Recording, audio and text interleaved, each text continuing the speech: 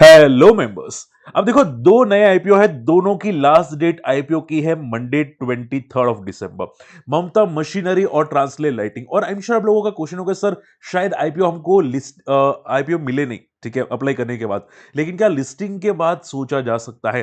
देखो हम लोग स्टार्ट टू एंड डिस्कस करेंगे आईपीओ कौन सा बेटर है कौन सा नहीं है और आगे की स्ट्रेटेजीज क्या रह सकती है। लेकिन देखो अगर चैनल को फर्स्ट टाइम विजिट करें जरूर सब्सक्राइब कर देना। स्मार्ट मनी मूव्स में मार्केट, ये हमारी सब्सिडरी चैनल है जहां पे 1 लाख सब्सक्राइबर है। मेन चैनल है जहां पे 1 लाख प्लस सब्सक्राइबर है, स्टॉक मार्केट फंडा। अगर ये भी सब्सक्राइब नहीं किया, यहाँ पे भी इंपॉर्टेंट वीडियोस आते रहते हैं, आप जाके जरूर चेकआउट कर सकते हैं। ठीक है, मुद्दे पे आ जाते हैं। हालांकि देखो यहां पे लाइव आते हैं डेफिनेटली 2 बजे, लेकिन मंडे को नहीं पॉसिबल हो पाएगा, ऑलरेडी बता चुका हूं एग्जामिनेशन के लिए इन्वेस्टमेंट एडवाइजर की। लेकिन यहां पे आते रहते हैं, ठीक है, तो जरूर ज्वाइन कर सकते हैं। चलिए मुद्दे पे आते हैं। देखो शॉर्ट एंड सिंपल में अगर बात करें जाओ, दोनों आईपीओ की लिस्टिंग इन अच्छी हो सकती है। ममता मशीनरी में अनुमान है कि 100% के लिस्टिंग इन हो सकते हैं, जैसे कि आप यहां पे देख सकते हैं 107% के। और ट्रांसलेट लाइटिंग जो मंडे क्लोज होने वाला है उसके 43% लिस्टिंग गेन पॉसिबल हो सकते हैं। ठीक है, आई एम श्योर आप बोलोगे सर तो फिर अच्छा ममता मशीनरी ना उसमें अप्लाई करें। ऐसा नहीं है, देखो ममता मशीनरी में चांसेस कम है अलॉटमेंट के, ठीक है, क्योंकि ऑलरेडी काफी ओवर सब्सक्राइब हो चुका है। अगर आपको नहीं पता है आप यहां पे देख सकते हैं 38 टाइम्स ये सेकेंड डे को ओवर सब्सक्राइब हो चुका है। Retail investors 52 times. ठीक है, लेकिन मैं सिंपल बोलूंगा, देखो आपको फोकस करना चाहिए अगर आपके पास फंड्स कम है ट्रांसलेट लाइटिंग का। क्यों? मैं सिंपल एग्जांपल दे देता हूं, मैं ज्यादा डिटेल में नहीं बताऊंगा, सिंपल सुन लो। देखो ममता मशीनरी 100% के लिस्टिंग इन है, लेकिन इसमें एंकर इन्वेस्टर्स कितने हैं? ठीक है, एंकर इन्वेस्टर्स किसी ने चेक भी किया कि नहीं किया?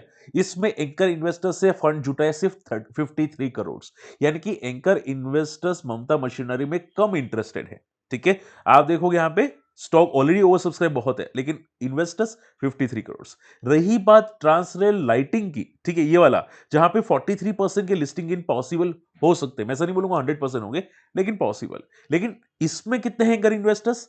246 करोड़ के। ठीक है, तो पॉइंट क्या आ जाता है कि एंकर इन्वेस्टर्स ट्रांसलेट राइटिंग्स में ज्यादा इंटरेस्टेड है as compare to Mamata machinery.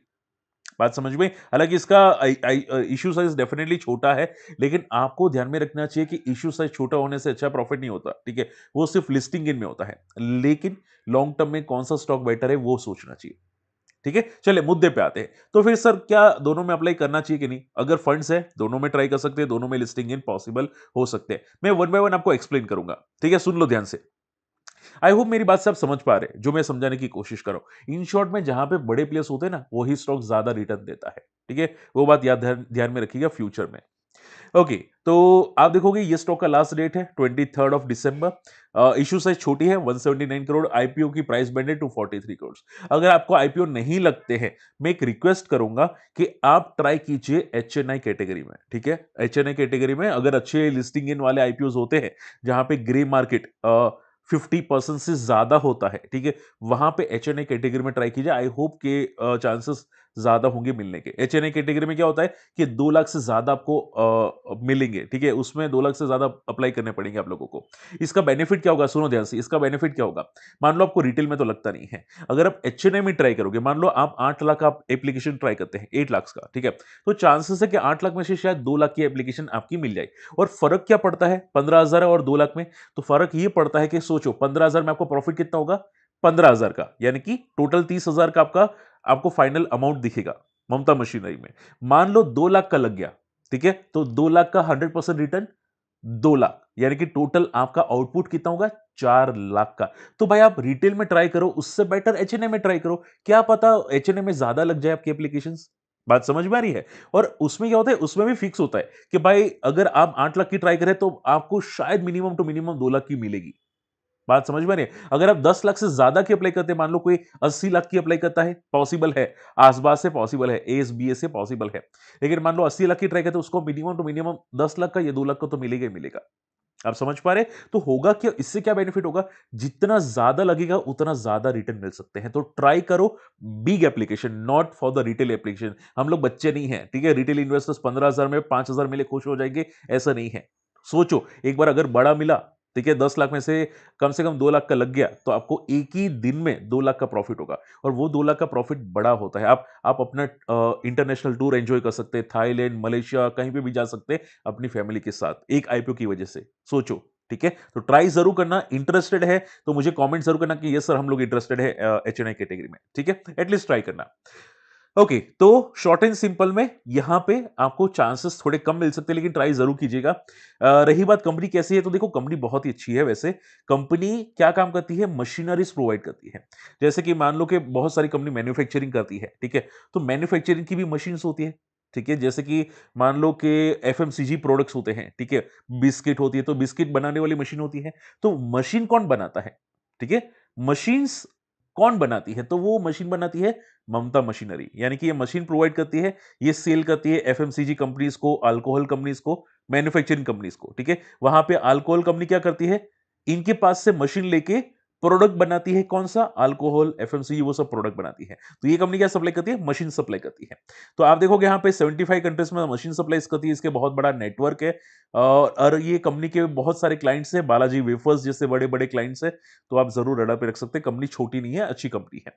Company में बहुत ज्यादा अच्छा बेनिफिट क्या है कि पीई बहुत कम है, प्राइस टू अर्निंग रेशियो बहुत कम है। अगर लिस्टिंग के बाद आई PE, price to earning, double भी हो जाता है तो भी ये स्टॉक अंडर वैल्यूड भी कंसीडर किया जा सकता है, ठीक है? तो ये स्टॉक महंगा नहीं है। तो मेरे हिसाब से टेक्निकल चार्ट्स भी हो सकते हैं पॉजिटिव रहे, लिस्टिंग के बाद शायद थोड़ा बहुत और ऊपर जाए ममता मशीनरी का स्टॉक, ठीक है? लिस्टिंग के बाद भी चांसेस तो है कि ऊपर जाता हुआ आपको दिखाई दे। लेकिन एक प्रॉब्लम है ममता मशीनरी में कि अगर बात करें यहाँ पे इसके Q1 क्वार्टर, तो इसका मार्जिन आप देखोगे 11%, 15% से घट के 0.8% हो चुका है। अब रीजन क्या पता नहीं, रीजन तो कंपनी की कमेंट्री आएगी तब पता चलेगा, ठीक है? लेकिन अगर ये मार्जिन इंप्रूव नहीं हुआ है तो प्रॉब्लम क्रिएट हो सकती है, तो स्टॉक फॉल करेगा। तो मुझे बस यहां पे डर है, कंपनी क्या अपना एक्सपेंस मैनेज करना नहीं जानती है, ये थोड़ा सा मुझे डर है। बाकी कंपनी का ग्रोथ अच्छा है, कोई कोई खराब ग्रोथ नहीं है, लेकिन कंपनी एक्सपेंस करना नहीं जानती है, मुझे थोड़ा सा वहां पे डर लग रहा है। हालांकि माना जा रहा है कि लॉन्ग टर्म में अच्छा कंपनी है, अच्छा प्रॉफिट दे सकती है। एंड सी, मैं सिंपल बोलूंगा, अगर कोई लॉन्ग टर्म सोच रहा है ना, तो इसका पीयर कंपैरिजन देखो कि इसके पीयर कंपैरिजन में कौन है ममता मशीनरी के। तो आप देखोगे राजू इंजीनियर्स, विंशोर मशीन्स ऐसी कंपनी है। और राजू इंजीनियर्स में बात करें जाओ तो एक टाइम पे स्टॉक 2 रुपए पे ट्रेड करा था, आज ये 200 पे ट्रेड करा है, ठीक है? तो मेरा कहने का मकसद ये है कि ऐसी कंपनी जो होती है ना, वो हर साल नहीं चलती, हर साल प्रॉफिट नहीं देती, ठीक है? आप पूछोगे सर मैं कल मुझे नेक्स्ट ईयर कितना रिटर्न मिलेगा, उसके नेक्स्ट ईयर कितना मिलेगा, चांसेस कम है। लेकिन जब चलेगी तब ऐसा अंधा छापेगी, समझ में ही बात है? तो पॉइंट क्या आ जाता है, ये हर साल के लिए नहीं है। तो लॉन्ग टर्म के लिए मुझे लगता है बहुत अच्छा नहीं बना है।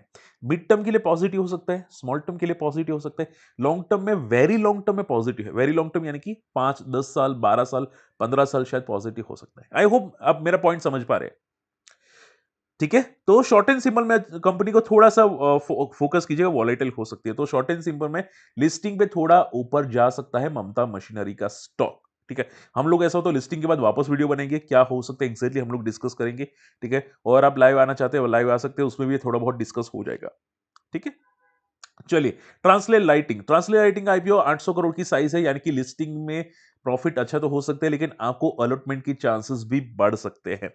लास्ट डे मंडे है तो अप्लाई कर लीजिएगा, नहीं किया है तो हो सकता है लॉन्ग टर्म में अच्छा रिटर्न दे, और उसका मेरे पास रीजन है। कंपनी क्या काम करती है, देखो कंपनी काम करती है पावर ट्रांसमिशन एंड डिस्ट्रीब्यूशन, यानी कि पावर ट्रांसमिशन में है। पावर की रिक्वायरमेंट डेफिनेटली होगी और उसको ट्रांसमिट करने की भी रिक्वायरमेंट होगी डेफिनेटली, और इसी की वजह से इसका रेवेन्यू ग्रोथ बहुत तगड़ा बढ़ रहा है, बहुत तगड़ा प्रॉफिट छाप रही है, बहुत तगड़ा रेवेन्यू ग्रोथ बढ़ रहा है। बंदे में सीरियस नोट पे दम है, कोई कचरा नहीं है, बहुत तगड़े वाली कंपनी है, ठीक है? इसी की वजह से एंकर इन्वेस्टर से 250 करोड़ रुपए जुटाए हैं। कंपनी अगर आप देखोगे यहाँ पे ओवरसीज में भी है, Bangladesh, Kenya, Nigeria, Finland, Poland जैसी कंपनीज में आपको यहाँ पे दिखाई दे रही है, वहां पे प्रोजेक्ट्स हैंडल करती हुई दिखाई दी है। तो मुझे मुझे ये कंपनी ज्यादा पसंद आई है, ठीक है? अगर कंपनी का पीई बात करें तो प्राइस टू अर्निंग यानी कि ओवर वैल्यूएशन बिल्कुल भी नहीं है। लिस्टिंग अगर 40% भी होता है तो भी मुझे नहीं लगता कि ज्यादा ओवर वैल्यूड कंपनी होगी, ठीक है? ट्रांसलेट लाइटिंग्स, और डेट भी काफी हद तक कम है, आप देखोगे 0.56, which is controllable debt, debt controllable है, तो कोई कोई प्रॉब्लमेटिक नहीं है, ठीक है? एक एक अच्छी बात है, जैसे कि मैंने बोला 246 करोड़ के यहाँ पे फंड की है एंकर इन्वेस्टर से, वो अच्छी बात है। तो आपको ध्यान में क्या रखना चाहिए कि इसके पीयर कंपैरिजन कौन है, ठीक है, ट्रांसले लाइटिंग के पीयर कंपैरिजन कौन है? तो अगर आप देखोगे कि कल्पतरु प्रोजेक्ट्स, केईसी इंटरनेशनल ऐसे हैं। अगर मैं स्टॉक ओपन करूं केईसी इंटरनेशनल का, तो ये स्टॉक मल्टी बैगर हुआ है। 300 का स्टॉक आज 1200 पे है और ये स्लो एंड स्टेडीली ऊपर गया है। क्या? Slow and steadily. तो मेरा कहने का मकसद ये है कि ये जो कंपनी होती है ना ट्रांसले लाइटिंग्स, वो हर साल प्रॉफिट देने का दमखम रखती है। आप पूछो सर मुझे अगर मैं 2 साल पोर्टफोलियो में रखूं तो क्या रिटर्न पॉसिबल हो सकता है? चांसेस हाई है। ठीक है, चांसेस हाई है कि आपको थोड़ा-थोड़ा करके प्रॉफिट देके जा सकते हैं। क्यों? क्योंकि पावर ट्रांसमिशन की डिमांड बढ़ेगी तो ग्रोथ बढ़ेगा तो थोड़ा-थोड़ा करके ऊपर जाएगा। बात समझ में आई? तो बंदे में दम जरूर है, इसी की वजह से तो बड़े प्लेयर्स ने यहाँ पे 250 करोड़ डाले हैं। तो इसको रडार पे जरूर रखा जा सकता है, लिस्टिंग के लिए सेफ एंड साउंड होता है। लेकिन हाँ, अगर पूछे कि लिस्टिंग के बाद इंस्टेंटली भागेगा तो मेरे लिए कहना मुश्किल है। ठीक है, इंस्टेंटली मुझे कम दिखाई दे रहा है कि भागेगा। इंस्टेंटली यानी कि लिस्टिंग 40% रिटर्न देने के बाद क्या बहुत तगड़ा मोमेंटम करेगा, तो कहना सीरियस नोट पे मुश्किल है। ये स्विगी जैसा मोमेंटम चांसेस नहीं है। ठीक है, स्विगी, बजाज हाउसिंग फाइनेंस या ओला, ये ऐसी कोई मोमेंटम मुझे इसमें तो नहीं दिखाई दे रही। बात समझ में? लेकिन हाँ, लॉन्ग टर्म में बंदा बहुत तगड़ा बड़ा दम है। ओके, लास्ट पॉइंट वापस बोलूंगा, एचएनआई कैटेगरी में जरूर ट्राई कीजिएगा। इसमें भी अगर मैं एचएनआई कैटेगरी की बात करें जो यहाँ पे ममता मशीनरी की, ठीक है, वो तो मैंने आपको डिस्कस कर दी है। और रही बात यहाँ पे, ये जो दूसरा भी एक आईपीओ आया है, डैम कैपिटल एडवाइजर, इसमें भी आप देखोगे यहाँ पे एचएनआई कैटेगरी में 10 लाख की कम की एप्लीकेशंस, 10 लाख से ज्यादा की एप्लीकेशंस, इसमें भी बाइफरगेशंस होता है। ठीक है, तो आपको अलॉटमेंट के चांसेस मिल सकते हैं अगर आप एचएनए कैटेगरी में अप्लाई करते हैं, तो वहां पे बहुत कम सब्सक्रिप्शन होता है।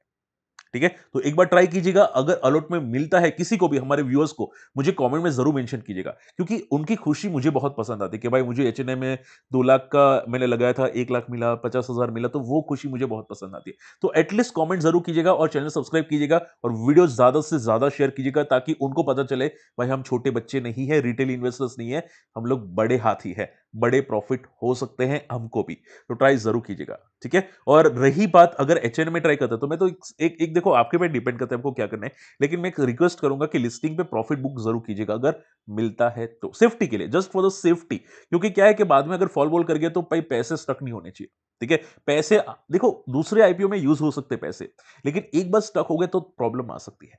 ठीक है, तो आप अपने अपने फाइनेंशियल एडवाइजर से पूछिएगा। मेरा काम था आपको समझाना कि क्या हो सकता है। आई होप आज का वीडियो पसंद है, शेयर कीजिएगा। और अगर अकाउंट ओपन करना है, अगर मेरी बात सही लगती है, हमको सपोर्ट करने के लिए आप डीमैट अकाउंट ओपन कर सकते हैं। अकाउंट ओपनिंग की लिंक यहाँ पे मिल जाएगी हमारे अबाउट में। ठीक है, या वीडियो के डिस्क्रिप्शन कमेंट्स में भी लिंक मिल जाएगी। आप अपने फैमिली मेंबर्स से भी अकाउंट ओपन करवा सकते हैं।